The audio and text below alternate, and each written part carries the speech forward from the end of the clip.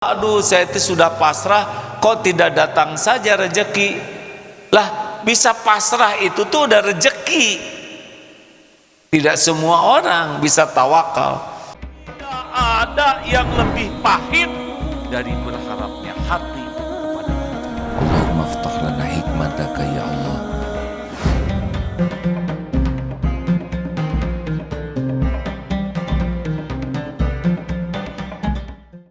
Nah, bagaimana supaya kita dicukupi? Selebihnya makan, minum, tempat tinggal, pakaian sebetulnya tidak perlu berlebih ya. Allah akan mencukupi. Nah, hadirin, pertanyaannya bagaimana supaya kita termasuk orang yang dicukupi oleh Allah? Ternyata dalilnya ini, wa may yatawakkal 'ala Allah fahuwa hasbuh. Jadi bukan perkara cerdas, bukan perkara kerja keras, kerja cerdas, tidak cukup. Tetapi yang membuat kita dicukupi adalah hati yang tawakal. Wah, kalau tawakal nanti gimana dong? Dia tidak kerja. Tunggu dulu. Ingat perumpamaan orang masuk hutan? Ada yang masuk hutan sendiri dengan segala jerih payahnya untuk mencapai puncak. Ada yang lapor karena ada pengumuman, barang siapa yang memasrahkan dirinya kepada pemilik penguasa hutan ini, niscaya akan dicukupi, dituntun sampai ke tujuan. Yang satu jalan sendiri, yang satu memasrahkan diri. Sama hutannya, sama gunungnya, mana kira-kira yang paling efektif dan efisien ikhtiarnya? Yang jalan sendiri atau yang dituntun? Jangan sok ikhtiar, hadirin.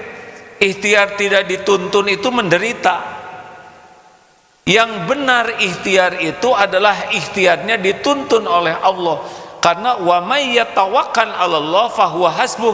Dicukupi itu bukan hanya kecukupan duniawi ataupun materi, tapi dicukupi hatinya dengan kekayaan batin, dicukupi ilmunya, dicukupi oleh Allah data, fakta, informasi, pokoknya keperluan apapun dicukupi.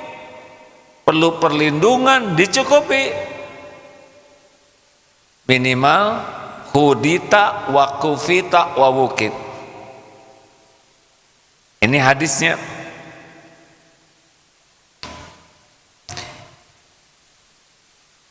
Idza kharaja rajul min baitihi faqala, apabila kharaja rajul min baitihi, keluar seseorang keluar dari rumahnya dan lalu dia berkata, faqala bismillahi, dengan menyebut nama Allah, tawakkaltu 'alallahi, aku bertawakal kepada Allah, la haula, tiada daya, wala quwwata, tiada kekuatan kecuali dari Allah, la haula wala quwwata illa billah. Faqala yuqalu, maka dikatakan kepadanya, hudita wa kufita wa wuqita, engkau telah mendapat petunjuk, engkau diberikan kecukupan, dan engkau dilindungi. Jadi kalau kita tawakal, kita akan diberikan informasi berupa petunjuk, kecukupan segala keperluan dan perlindungan. Aduh, sampai setan juga mengatakan nih kepada kawan-kawannya, kaifa laka birajulin faqad hudiya wa kufiya wa ukiya. Bagaimana engkau bisa menyesatkan orang yang sudah diberikan hidayah, diberikan kecukupan dan dipelihara oleh Allah Subhanahu wa taala? Makanya hadirin sekalian, ilmu tawakal ini adalah ilmu yang membuat kita betul-betul dicukupi kebahagiaan, dicukupi ketenangan, dicukupi informasi, dicukupi keperluan batin, akal, jasad kita. Karena orang tawakal itu adalah orang yang benar-benar bertauhid, yakin bahwa segala-galanya itu total milik Allah, dalam genggaman Allah Subhanahu wa ta'ala. Tidak akan datang nikmat sekecil apapun tanpa izin pemiliknya. Allah Subhanahu wa ta'ala tidak bisa menimpa musibah sehalus apapun tanpa izin Allah. Jadi kalau orang yang tawakal dagang, dia akan berbuat baik kepada pembeli bukan supaya orang itu beli. Dia berbuat baik kepada pembeli agar Allah yang maha menatap, maha melihat, maha mengatur rizki ridho. Apakah diberi atau tidak rizki lewat dia, tidak ada masalah. Sudah dilayani dengan baik, dia tidak jadi beli, tidak apa-apa. Karena Allah belum menggerakkan rezeki lewat dia, tapi sudah dapat pahala. Jelaskah hadirin sekalian? Sangat berbeda.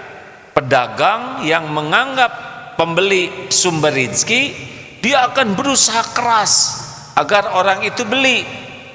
Tapi orang yang tawakal akan berusaha keras berdagang dengan cara terbaik agar Allah ridho. Apakah Allah memberi rezeki atau dia atau tidak? Oh, itu tidak jadi masalah. Diberi alhamdulillah, tidak diberi alhamdulillah. Karena dia sudah berbuat baik kepada pembeli. Jelaskah hadirin sekalian?